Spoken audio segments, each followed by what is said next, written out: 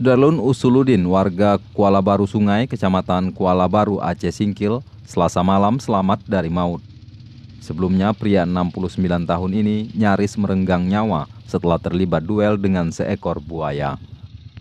Beruntung perlawanannya itu menyurutkan serangan buaya. Peristiwa heroik itu dialami Usuludin saat menunaikan hajat besar di toilet darurat pada aliran sungai Kuala Baru. Saat itu buaya yang diperkirakan memiliki panjang 3 meter mendadak menerkam pahanya. Waktu pulang pula. Alam belakang dah pak. Alam apa lewat apa gup je. Bisa pulang melumpik buaya. Bisa. Ikut lagi pasti kita pun. Tidak lapis lagi. Tarik nombor sampai kasih balik betul tu ha. Bagi baca bahaya betul. Dalam mati ambo apa perlu ikut. Dua apa perlu melapihkan itu matang malun matang melakit.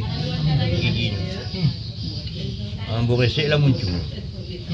Munculnya matang ganggang. Itulah ambo ku apa? Ambo kuat. Lapih lagi kau. Lapih tu lah.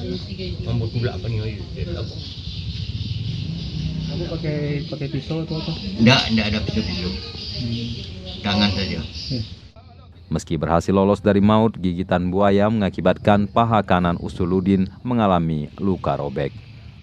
Dari Singkil, Dede Rosadi, Serambion TV.